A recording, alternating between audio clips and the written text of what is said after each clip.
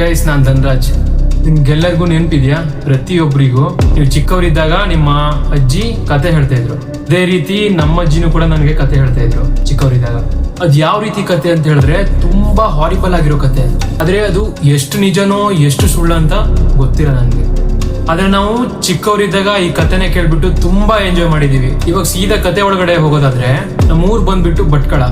ಆ ಒಂದು ಊರಲ್ಲಿ ಪುಟ್ಟ ಹಳ್ಳಿಯಾಗಿರುವ ಬೊಪ್ಪನಕೊಡ್ಲು ಚಿತ್ರಪುರ ಅಂತ ಇದೆ. ಇಲ್ಲಿ ಸರಿಸುಮಾರು ವರ್ಷಗಳ ಹಿಂದೆ ಆ ಊರಲ್ಲಿ ಒಂದು ಸಾವಾಗತ್ತೆ. ಊರಿನವರೆಲ್ಲ ಸೇರಿರ್ತಾರೆ.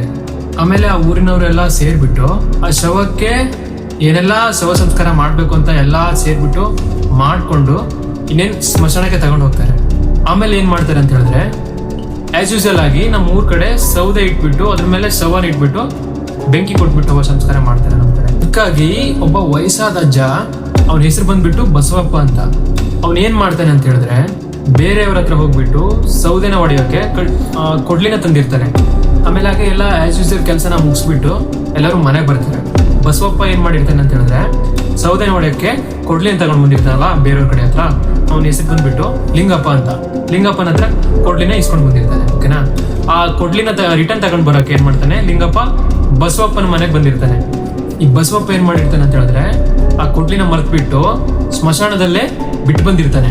ಹಾಗೆ ಲಿಂಗಸ್ವಾಮಿ ಹತ್ರನೂ ಅದೇ ರೀತಿ ಹೇಳ್ತಾನೆ, ನಿನ್ ಕೊಡ್ಲಿನ ನಾನು ಸ್ಮಶಾನದಲ್ಲಿ ಬಿಟ್ಟು ಬಂದಿದ್ದೀನಿ, ನಿನ್ಗೆ ಬೆಳಿಗ್ಗೆ ನಾನು ರಿಟರ್ನ್ ತಂದು ಕೊಡ್ತೀನಿ ಅಂತ ಹೇಳ್ತಾನೆ. ಆದ್ರೆ ಈ ಲಿಂಗಸ್ವಾಮಿ ಒಪ್ಕೊಳ್ಳಲ್ಲ. ಅಂದ್ರೆ ಏನ್ ಹೇಳೋದು ಬೇಡ, ನನ್ ಕೊಡ್ಲಿ ನನ್ಗೆ ಬೇಕು ಅಷ್ಟೇ ಅಂತ ಹೇಳ್ಬಿಡ್ತಾನೆ. ಹಾಗೆ ಹೇಳ್ತಾನೆ, ನೀನ್ ಏನ್ ಮಾಡ್ತೀಯಾ ನನ್ಗೆ ಗೊತ್ತಿಲ್ಲ, ನನ್ ಕೊಡ್ಲಿ ನನ್ಗೆ ಇವತ್ತು ಬೇಕೇ ಬೇಕು, ನನ್ ಕೊಡ್ಲಿನ ನಾನು ಇವತ್ತು ತಕೊಂಡೇ ಮನೆಗೆ ಹೋಗೋದು, ಇಲ್ಲಾಂದ್ರೆ ನಾನು ಇಲ್ಲೇ ಇರ್ತೀನಿ ಅಂತ ಹಠ ಮಾಡ್ಬಿಟ್ಟು ಕೂತ್ಕೊಂಡ್ ಬಿಡ್ತಾನೆ ಅವ್ನ ಮನೆ ಮುಂದೆ. ಬಸವಪ್ಪನಿಗೆ ಬೇರೆ ದಾರಿ ಇರಲ್ಲ. ಬಸವಪ್ಪ ಇವಾಗ ಏನ್ ಮಾಡ್ಬೋದು?